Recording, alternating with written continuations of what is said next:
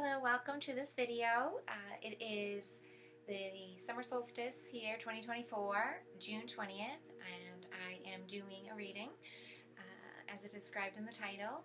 This is going to be not just a Summer Solstice reading, but also sort of a transitional reading of how we're working through June and what we'll have coming and unfolding with the new quarter and the whole season, summer,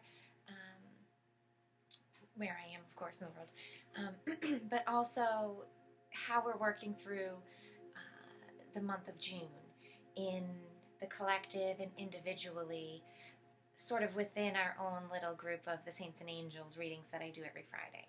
So, whether you watch those or not, welcome, and you're free to hear the messages. They are for you. You've been called to the video, so these are for you. But just know that I'm going to do a 4-card spread, and it is going to be sort of under the umbrella of the monthly theme that we're working through with those readings, and also the cards that we've already received through June.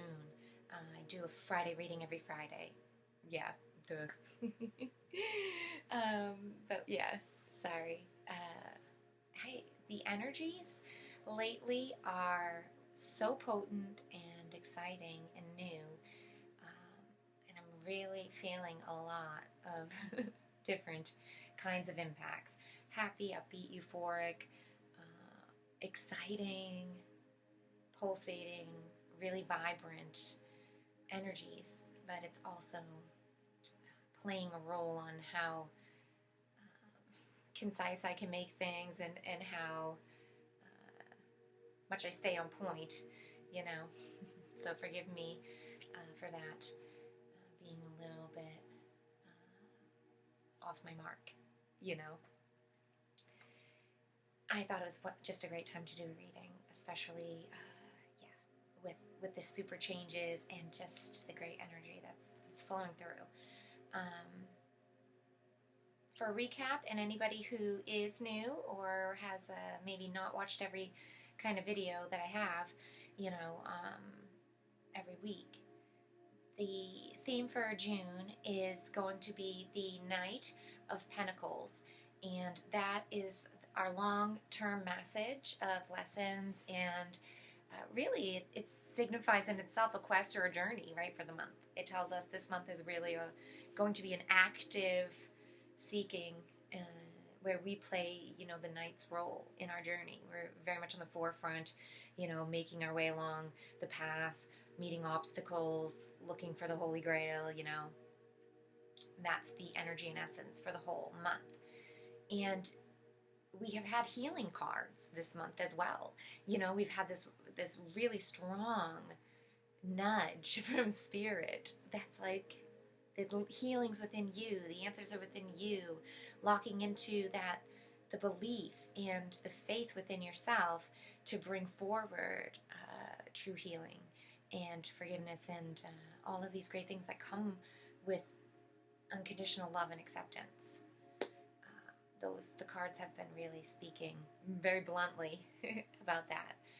So I'm really interested to see what tarot will have. I'm going to use my tarot deck here, Aquarian deck, to see what they have to say on our progression of the month, and also perhaps if they'd like to touch on summertime, the solstice, this whole new quarter that we're just venturing into right now. So thanks so much for joining me.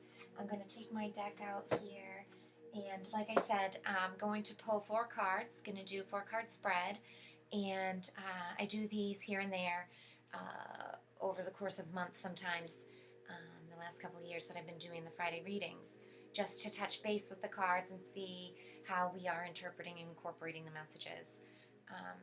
The places, settings in the reading do, have a meaning, and in case anybody is new, I'll just go over quickly what that means before we get settled with the cards and get ready to look at them.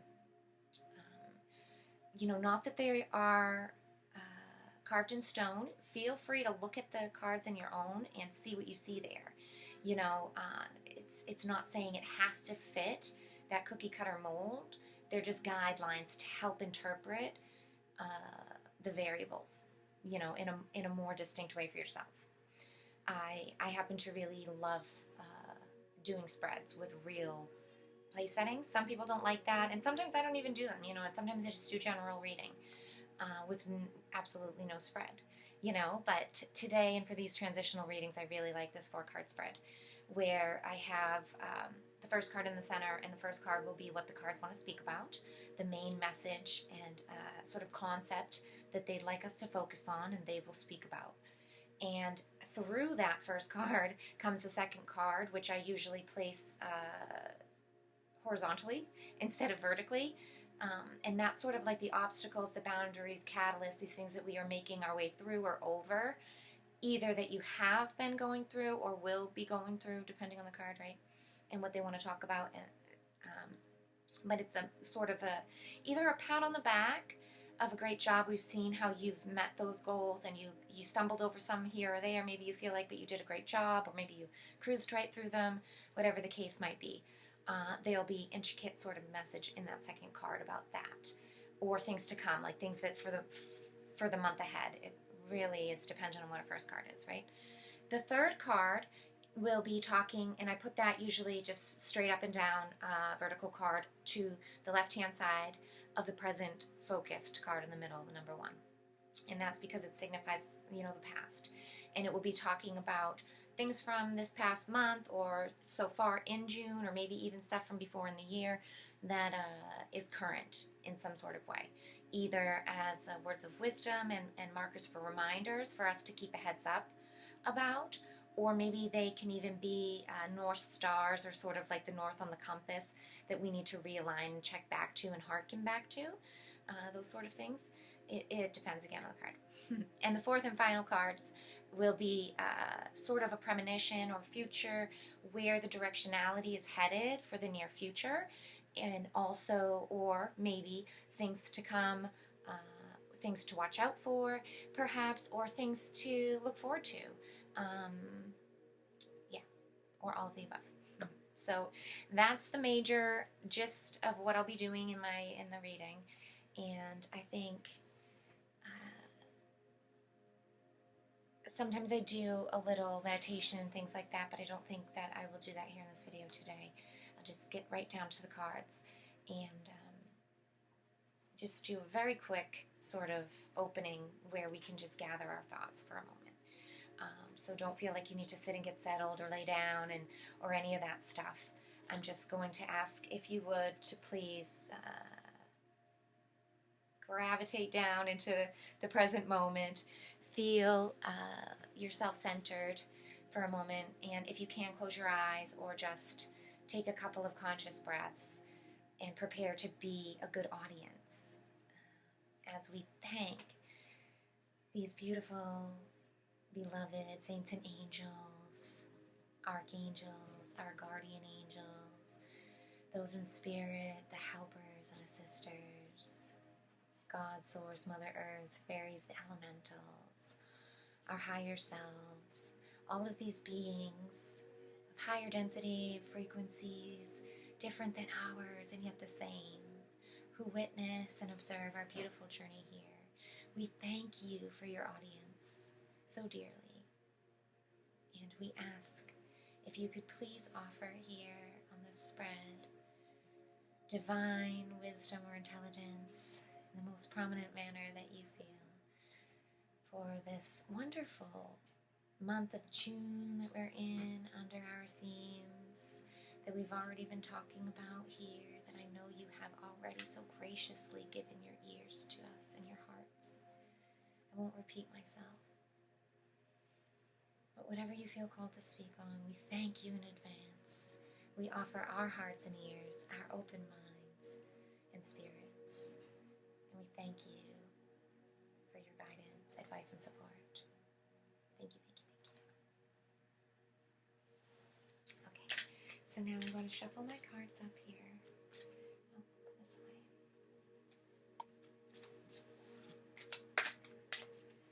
And I'm going to... Oops. Oh, I'm not. I'm going to let the cards fall. Okay. I think they want us to know they're listening, right?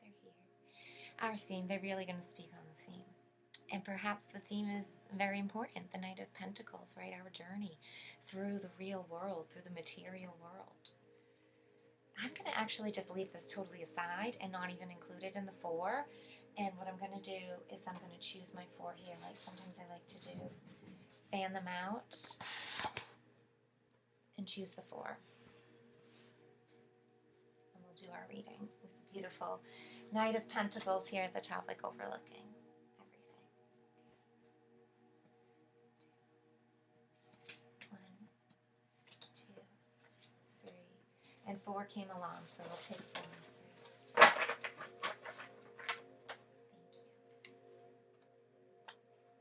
So things aside here for now, and we'll see what we've got.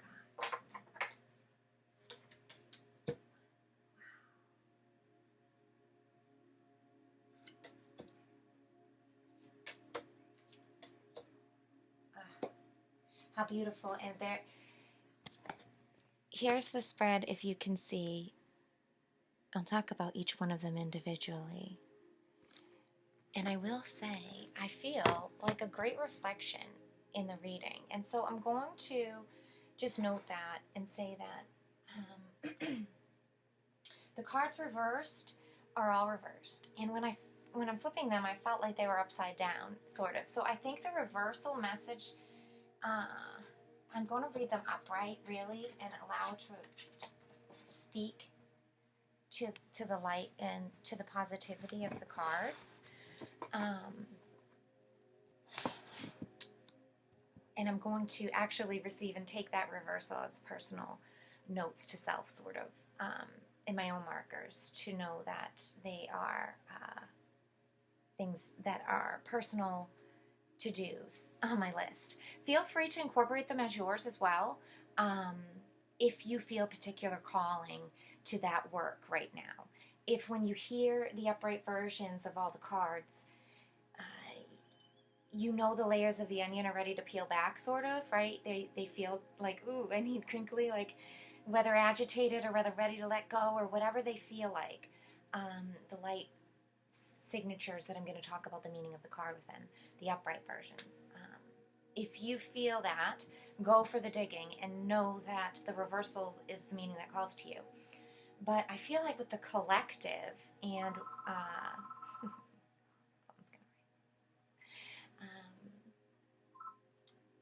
good old landlines, gotta love them. We gotta bring them back. I don't care. Speaking of our ways through the material world, right? Those ways that I make my way in the material world sort of are almost 24/7 sort of jobs and service that is never ending, right? It's like you have things like people who run businesses, entrepreneurs, people. There's many different ways to make your way in the world, right? And some of them are ever calling, like even being a homemaker and having children and doing that even. That isn't so business-esque, you know. That's a very relevant metaphor parallel to the Knight of Pentacles. Anyways, to the card reading, what I'm saying about the reflective is that I do feel the collective message here is more of the light side, and it's a great reminder of the light, and we'll read it as an upright reading. And generally, since this is a reading for many, many people. And not only for many people, but it's a collective reading where we ask about the collective around all of us. So you have to really take that into consideration when they speak on the cards, because, you know, there's infinite variabilities, right? So we have to really incorporate that instead of pigeonholing the card meanings into these, you know, exactly what a book had written down or exactly what some sort of mentor or teacher said was the meaning, right? And so with that, let's go over. We have card number 1, our card they want to speak on, representing the present moment, the focus, the Hermit. I just love this, the duality and the contrast of the work and the focus that they're really asking of us to do, this really complicated dance that in the 3D world is like, it's what life's all about, really. It's what the game is for, and it's what we're meant to do, but we've really been stifled and sort of distracted. And now it's like it's coming to the time to do it. And that has to do with the hermit within each of us, and calling forth that hermit, and knowing that life is about others as well as ourselves, right? This sort of contrast of, okay, the knight's out there, it's totally externally focused, it serves a king, which is a sovereign point outside of itself, it has a mission and a duty, it interacts with lots of others through lots of different areas in the external direct world, versus the hermit, who's very inner world focused and has a very small, concise direct world, and perhaps only has very limited exposure to other and to the external world.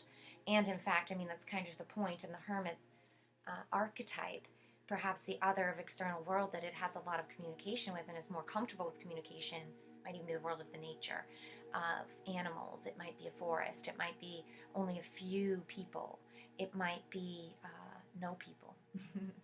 It might be books and long past histories. It might be caught up with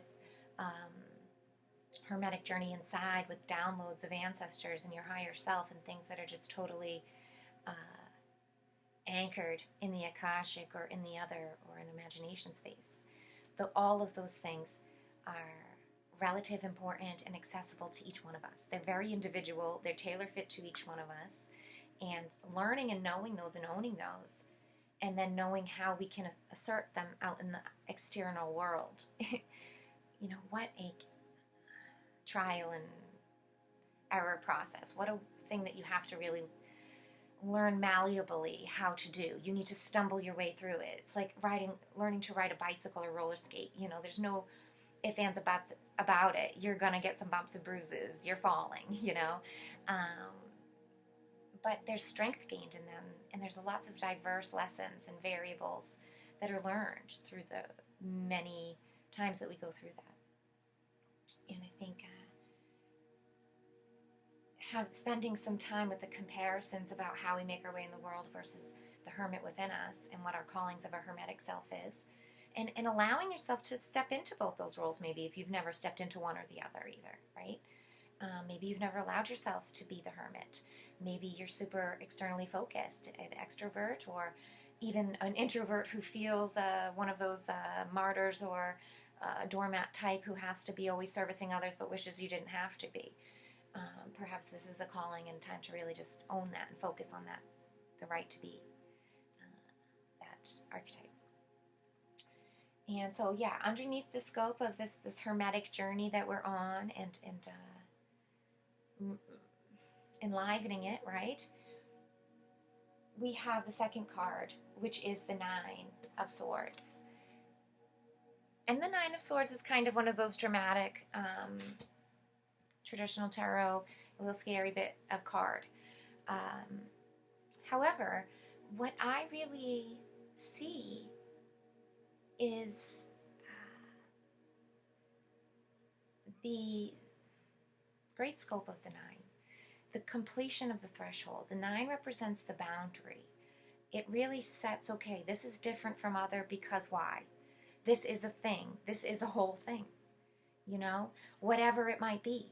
And a lot of times, especially the aspects of the swords, when has to do with beliefs, ideologies, conceptions of things, how we see others and perceive other wholes out there, right? It's when it really represents that role we play as the observer, tagging and labeling things. And a lot of times what can happen with the completion in the Nine, time in the cycle and the growing, is like we've come around full circle now, and sometimes you realize you were wrong.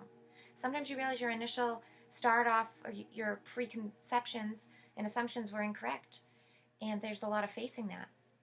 And that I feel that's why we have, a lot of the crying faces that go along with the sharp end of the stick here that gets focused on with the end, the real cutting off of the Nine that can happen.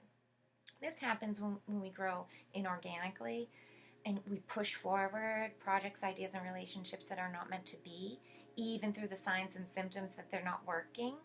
We push through consecutive, through 4, 5, 6, 7, 8, all the way into 9. Something that is not divinely aligned. We do this for many reasons, and I'm not saying judgments or anything. This happens on a scale, you know, things that are important and things that are not, things that are drastic and things that have no impact in later life, you know. Um, but the great scope of 9 and the completion, it represents all of those different types of endings that can be there. But it's important to remember that to face the ending as it is, to see it for what it is, and whether you want to take it into 10 and gravitate and graduate into higher meanings because it's been a great 9 completion, it's something worth building further and offering into other, or whether it's one of those more malaligned things that dissolves and you go back to 0 and you find something new to do. You know, that's the kind of things and we'll be facing and have been, and it's all about how you meet it. And maybe this card is wonderful at the same time because it's like, are you going to sulk over your problems and cry over spilt milk? Or are you going to get up and take the swords from behind you that you know you've got and you've already built so much upon and do something with it? You know, or cut the tie, sever, and start again. You know, you're free to do that now. You know, it's completed. It's done. What you have chosen to learn in that bit has been learned. So yeah, that's kind of what we'll be facing and what we're up against. The third card and the things from the past that they really want us to carry forth with us. How interesting. Page of Swords. So we have the Page, which is sort of like the younger essence, or when we look at something kind of in a sequential linear building, the Knight, this overall arcing umbrella of our theme that's watching over us here, it's hearkening to before it. It's calling back at the previous face card of the Page. And the Page in itself is really represents newness. It represents the adventure and the curiosity that comes in with being capable of, you know, whatever you want to do. The Page knows it's capable. It has a great capacity to make an impact and do whatever it wants to do. It wants to, you know, it wants to be of service in many different ways. And the Page of Swords in itself is, of course, devoted to ideologies, the way that you speak and cut your way through the world, the way that you organize and delegate things with others, the way that you speak to others. And it's interesting, we had the Queen of Swords in our previous theme last time before we had the Knight of Pentacles, I'm pretty sure. So it's this hearkening back to older ideas, beliefs, ideologies, and conceptions, and knowing when to cut ties and when not to, which ones to take forward and which ones not to. And where it's sitting, of course, in the past, it's a great reminder for us here to hearken back to whatever we've learned in that way, positive and negative, recently, in the recent sort of past. And then when we look at our final card, our 4th card for the future, we have Temperance here. How wonderful. We have 2 major arcana cards as well. So definitely heavy gravity or a heavy tone or vibration, whatever, amplification, whatever you want to call that kind of thing with the energy right now. It's even calling forth lots of, we have face value cards, upper 9 card of completion, and we have 2 of the major arcana cards. So lots of influential, impactful things happening that will really carry on into the future. And of course we know that right now we're living in iconic times right now, really. So it's not hard to believe that we see so much activity with such amplification in the cards. The future looks beautiful if you can hearken into and remember the long game. Temperance, for me, the card in itself is such a long book, right? It's like a trilogy. It takes a long time to get through and to round about. But when you do finally get through it, it's such a well-read story. You know, it's that one that you go back to and read, and the one that you want everybody to read, because it's so thick and juicy. You get so much from it. The characters become alive in it. When you embody temperance, your characters in your life and within you become more alive because you're grateful for them. You're curious about them. You have more time to be spent with them. You want to listen to them. You're not rushed and busy and I don't have time to listen to that. No, I wish later and do this later. It's like, no, every present moment matters. Let me hear your trouble. Let me hear your story. Let me hear your joke. like, yes, we can make time, we can do it, we'll fix this, you know, moderation, reorganization, going with the flow, ouch, you know, making the best of everything are really those diamonds in the rough that are found through the card of temperance. So locking in those and looking to find those in the future is definitely part of the journey. I really love how it's almost like the gift at the end, the holy grail of the night of our journey. The main theme is temperance. You know, the treasure is the journey. It's so perfect and it's so cliche, and yet all of those cliche sort of light, fluffy, glittery sayings, those throw away with the wind sort of, yeah, I get it, do good to others, you know, kind of thing that seems so superficial and surface level. They are literally so multifaceted, the most beautifully artistically cut gem, diamond, um, or crystal on a chandelier, you know, that just every time you look at it, it reflects the light differently. Every time you hold it, and in every different angle, you get more from it. You see a different color spectrum. You see a different reflection. It causes different reflections out in your world that are beautiful to look at, and you get something from. And not only that, but it's also a working mechanics of the prism and the transition of light changing into information across the spectrum. And there's so much other body to be learned in just that. The fullness of the offerings are infinite. The learning spectrum is infinite, as long as you open the doors and as long as you see it. When we know we have all time, like temperance allows us to slow down and sit with things and accept them as they are, that really gives us the time to do that sort of creation and that sort of exploration, and allow it to be full of fun and allow it to really embody it and not worry about future or past or any of that. To be really fully embodied in that journey of the night. Again, you know, what a great guidance point, again, you know, of the journey, the hero's journey.